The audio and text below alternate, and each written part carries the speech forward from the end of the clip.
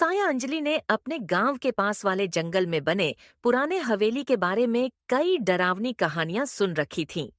कहते थे कि उस हवेली में एक साया रहता है, लेकिन अंजलि को ऐसी कहानियों पर यकीन नहीं था। एक दिन उसकी सहेलियों ने उसे चुनौती दी कि वह रात में उस हवेली में जाकर लौटकर दिखाए।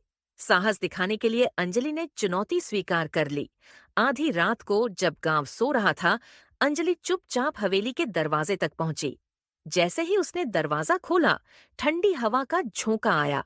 अंदर अंधेरा था, पर उसने अपनी टॉर्च जलाकर आगे बढ़ना शुरू किया। हवेली के अंदर कदम रखते ही उसे लगा कि कोई उसके पीछे चल रहा है। उसने पलट कर देखा, लेकिन वहां कोई नहीं था।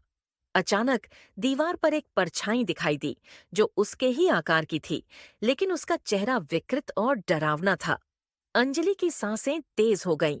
जैसे ही वह भागने लगी, परछाई हंसने लगी और धीरे धीरे उसकी ओर बढ़ने लगी।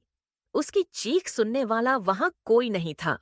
सुबह गांव वालों को हवेली के दरवाजे पर सिर्फ अंजलि की चप्पलें मिलीं।